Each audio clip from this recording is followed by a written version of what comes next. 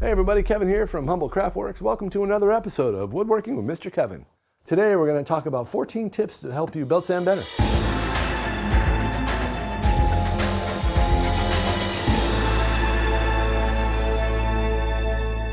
So in today's video, I'm going to show all of you, hopefully, how to use a belt sander like this one right here to sand your doors and drawer fronts and whatever else perfectly smooth and flat. So many moons ago when I was very young, I worked for a cabinet maker who made everything using a Dowling machine, and if I could find a picture of it, I'll put it up here.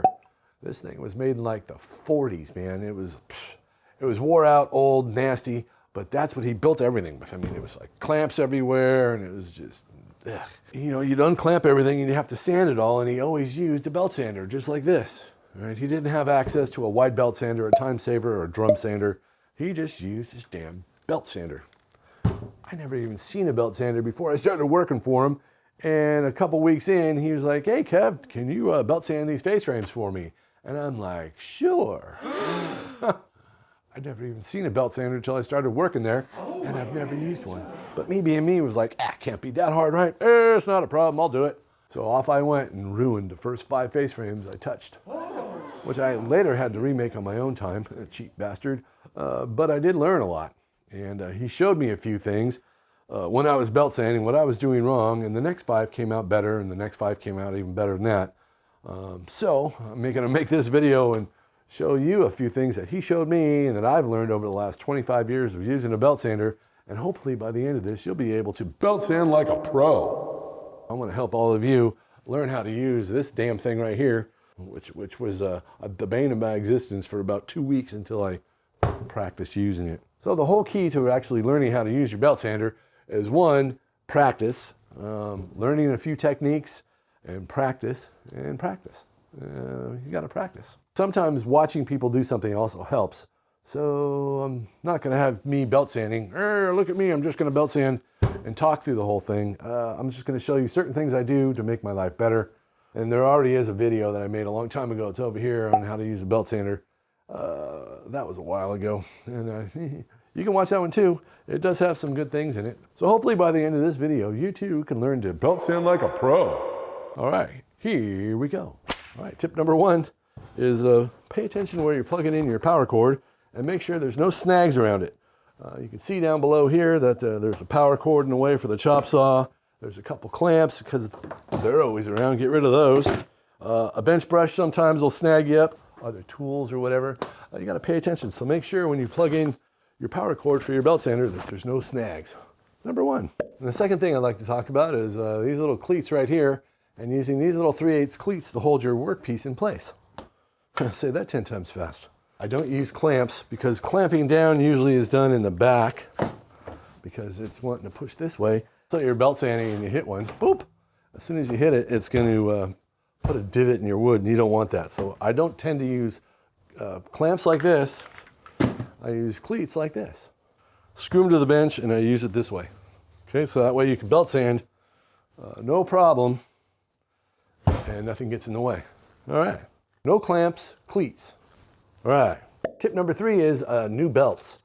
Anytime you get a brand new belt and you want to use it, make sure you put it on your belt sander and sand with it for at least a minute before you start on your project.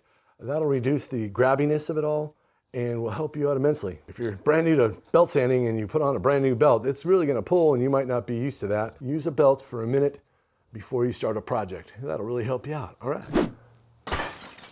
So tip number 4 is booger bars. You want to use booger bars about every 5 to 10 minutes or so to clean your belts. That'll keep them sharper, longer, and better. All right? Booger bars. Be careful when you're doing this because I usually do it upside down and clean them up every now and then. Like I said, every 5 to 10 minutes. But you don't want to, you got to hold on to these things because it'll come back and hit you in the head if you're not careful. So booger bars, every 5 to 10 minutes, it'll make your belt last longer. All right. Here we go. For tip number 5 is if you're just starting out belt sanding, start out with wider boards like this and practice on those and work your way down narrower and narrower till you can actually do little tiny 3/4 inch boards because that's about as narrow as you want to belt sand. I also put lines on everything. You can see here, I'll put the other camera on. You can see I have lines on everything, and what I'm going to do, I'll actually show you this in a minute, is belt sanding these and removing these lines. So by putting lines on the boards, you'll see exactly how your belt sander is cutting. And I'm going to show you that right now. Ready? Here we go. So always start with your belt sander on your piece of wood, pull the trigger and start moving. Ready? Here we go.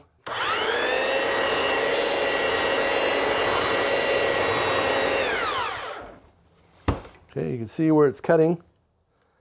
The high grain will cut off first, and then the lower grain will stay there for a while. You can see it right here. All right, now I'm just going to go back and forth and sideways at the same time. All right, here we go.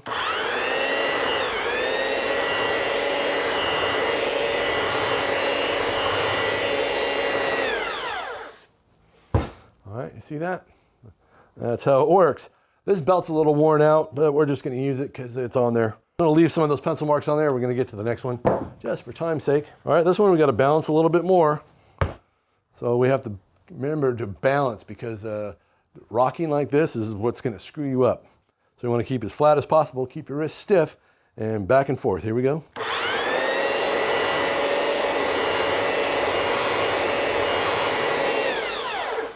Still has little pencil marks here. You just work at it a little bit. Here, I'll get rid of them all. Ready? All right, here we go. And you can see you don't have to run it the whole entire time when you're belt sanding. On and off works good, especially when you're doing little guys like this. And that's what I'm going to show you right now.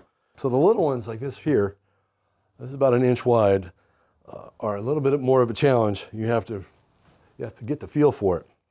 Don't leave the power on the whole time. Just turn it on and off as you're going back and forth.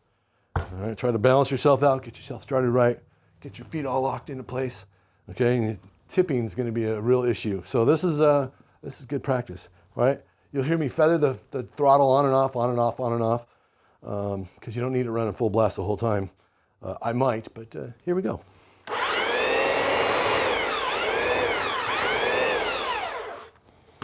See how that is? We got a little bit left here, but most of this is gone.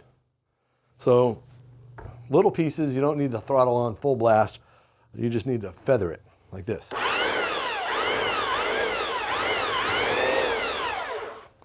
Back and forth till it's all gone. All right, let's get on to the next tip. We're gonna run out of time here. Okay. Oh man, I've got so many damn tips. All right, we're just gonna start naming off tips. A little fly. All right, hold on. Little bastard. All right. Another tip is always mark your stiles and rails, the seam, with a pencil or some chalk. Okay. Lighter woods, pencil works really good. It allows you to see what you're sanding and how you're sanding and what needs to be sanded. And if you have darker woods like this Peruvian walnut, white chalk works really well. You just mark it up and sand over the top of that, and that'll allow you to see what you're doing as you're doing it. Every single time I use a belt sander, I'm either penciling it in or using chalk so I can see what the hell I'm doing. To this day, and I've been doing it 25 years. The next tip is if you're sanding anything that has stiles and rails to it, like a door or drawer front or anything like that, or even panels, start with the back first. Always sand the back to get the feel for everything, because something this small, this is a little tiny door, and it's very tiny. So I'd start with the back and then work your way to the front, because you'll just get a better feel for it, and if you screw the back up, it doesn't matter that much.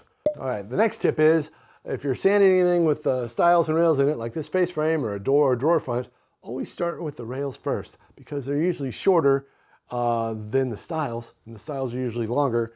This one happens to be square, but yeah, it is what it is. We have everything all penciled out and ready to go, which is the next tip, is learn how to blend your stiles and rails together using the belt sander. And I'm going to show you up on the other screen over here how to do that. So we have our cleat down there and we're ready to go. We have our piece here with all pencil marked up. I'm going to set our belt sander on here, and then what we're going to do is we're going to go forward and back a few times and just keep checking on our pencil lines here. And then when we get close, we're going to start feathering up this way with the belt sander. I'm going to show you that right now. Here we go. Got to put on my spectacles.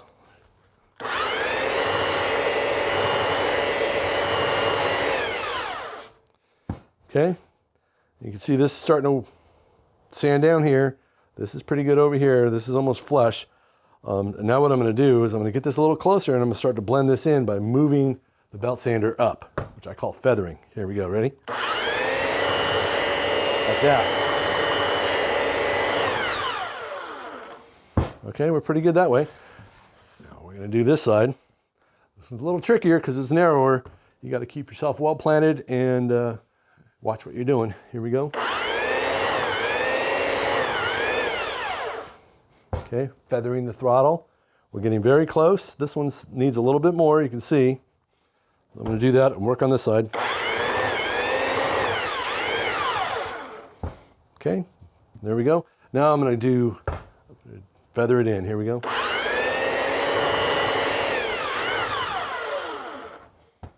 Okay, all right, now that that's done, it still feels pretty flat, but now we're just going to feather this in here. Get rid of all that cross grain. Okay, there's that side. See it? Do this side.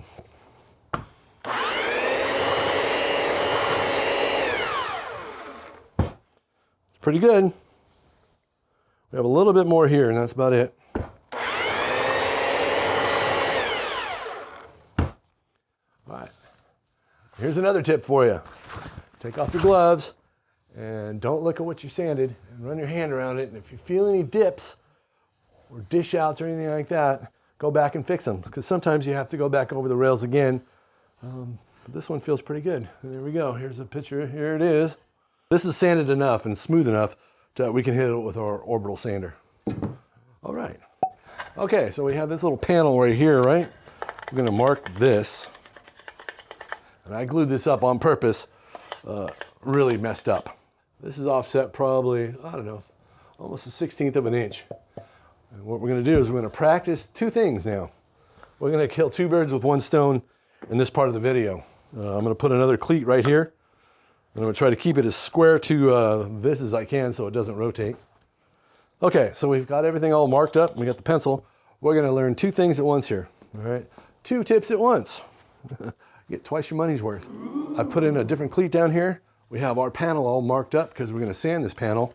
We're not going to sand this panel the normal way though. It's always good to learn how to, instead of just belt sanding in one direction, to go in different directions, like away from you and towards you, like this, because sometimes you need to do that. And if you don't know how and you've never done it before, the time to learn it is not when you're working on a project. The other thing we're going to learn how to do is cross grain cut with a belt sander. You can always set this way, right? And then do it this way, but we're going to do two things at once. We're going to go a different direction because we got to learn to do that. And I'm going to show you one more after this, which is even, stranger, but I've used it more than you would think, which is side grain like this. Learning how to do this and feel comfortable doing that, because I do this a lot. Okay, here we go. We're going to start on the high side first and kind of keep coming back this way. And so what we're learning how to do is go away from us and towards us. Away and right there. Here we go.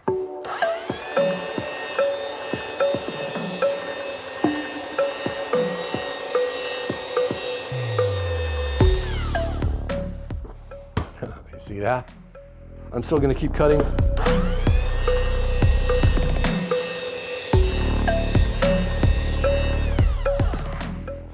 Okay, see we're cutting on this side, we're cutting on that side. So now it's time to flip it. And then we're going to do with the grain this time, but we're still going to go away from us because we're practicing to go away and come back. All right, here we go.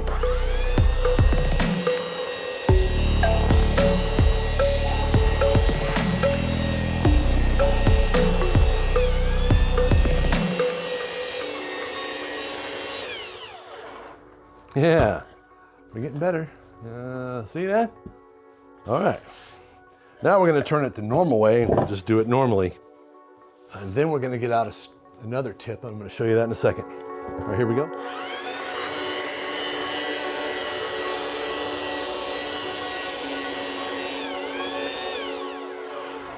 Okay, we have this is still a little bit high. This over here is pretty good except for the end. Now we're going to do some other weirdness. So instead of going back and forth like this, we're going to go side to side.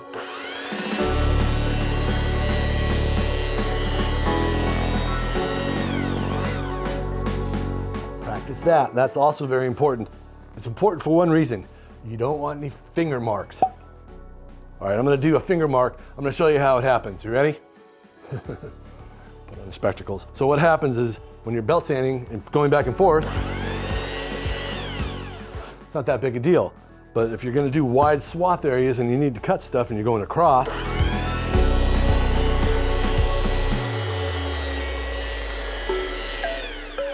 sometimes what happens is one, you'll hit your cord and your belt sander burp like that, or you'll just do it by mistake like this. And just that little bit I can tell you, I can feel it right now. That little bit does this. See that line right there? See the dark line? The dark line is what that little dip did. That little damn dip. So you got to be very careful, and it takes practice. You have to practice belt sanding, and you can go around in circles too. You just have to be balanced. Balance, that's the whole gizmo. You got to practice balancing your wrists and stuff. That's why it's always good to start on scrap. All right, the other thing you want to check your stuff, see if it's flat, is get yourself a big straight edge, put it on there and see how flat it is. Okay, there it is. See that? So a straight edge also helps if you want to check, make sure your panels are flat when you're belt sanding them. I don't go anywhere without this thing. I even sleep with it. Really? So cross-cutting removes a lot of material very fast. And it's the fastest, best way I know how to get rid of it, especially when you're offset like this, like a 1/16 of an inch. You just grind the side that's high and then work your way around just like you saw me do it. Okay, 2 more things to talk about and we're done. So we're gonna learn how to edge sand now. And edge sanding, like I showed you before, is done like this. I'm just holding it like this with my hands, and I'm gonna use this finger over here as the trigger. Pretty simple, right? So you're just holding it sideways. All right, so the only time I do use clamps, like these guys right here, is when I'm edge sanding boards or face frames or whatever I got with my belt sander, okay? When you're using these clamps, make sure that the tail part is down and that your handles are clear. So you want to make sure your handles are clear when you're working like this. And one thing you really have to watch out for down below is the tail end of these clamps so that you don't get stuck on them. Okay, so we're going to hold the belt sander like this. All you're going to do is you're going to do the same thing. You're going to start on the material itself and start sanding.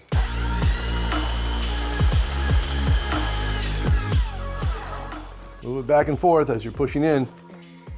You can see exactly where I sanded. That takes a lot of practice, especially if you need a nice square edge, but it does help sand the like end grain. I do it a lot for when I'm scribing, sanding sometimes the bottom of doors. So yeah, we're gonna sand this little face frame here. So if you don't have an edge sander, this works really good. All right, we got our belt sander in line like this, and we're gonna sand the bottom.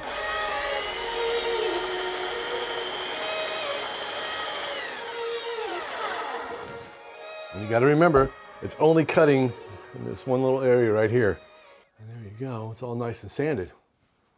So edge sanding, it takes a lot of practice, but it's good to learn because I use it quite a bit. Sometimes I have an edge sander, but I don't like using it sometimes because there's crap all over the place. But for the most part, if it's just 1 or 2 little doors, I'll just break out the belt sander and clamp it down using these clamps here. Just got to make sure that the handles are clear where you're belt sanding and that you watch the very tail ends of these clamps because that could be bad news.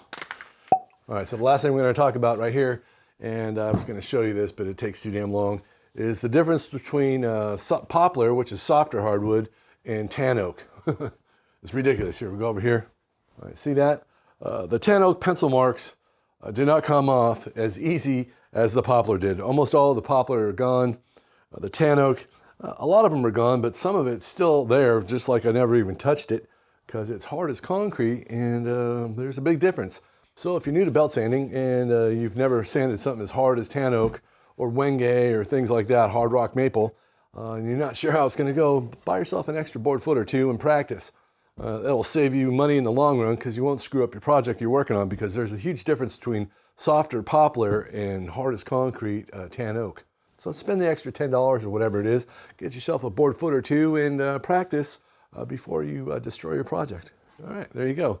That's the last of it, and we're done. Thanks for watching, and hopefully that was helpful to some of you. Just remember that belt sanding is an art. It takes a lot of practice, and you can't just watch me do it and watch it over and over again and think you're an expert at it. You have to get out there and practice, so get out there and practice and have fun. Be safe, wear your masks, watch where everything is down below you, and you know, you can watch this over and over again. I'll try to put some chapters in here. Hopefully I can. I got to figure out how to do that. That way you can just go back and watch the same thing over and over again if you're not sure. All right, everybody. Well, thanks for watching. You have an awesome day, and I'll see you soon. All right, well, here we go. We're going to disappear behind this panel, and I'll see you next time. Thanks for watching. Yeah, don't forget to subscribe. All right, we'll see you later. Bye. Subscribe now. Rail, frame and rail and style and frame and rail and so the first thing I'm going to talk about so we're going to all right, okay, am I there? Oh, I got to go up a little. So a few videos back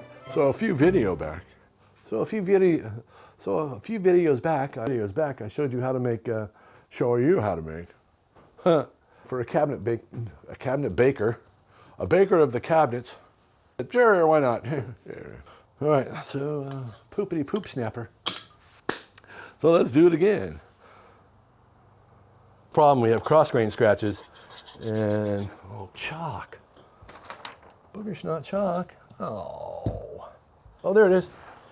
All right, let me do this first. We're gonna learn how to cross grain cut today. All right, so in this part of the video, we're gonna learn to cross grain cut. So in this part of the video, we're going to learn to cross grain cut. God, I feel like I'm going to barf. It's so hot in here. So hot.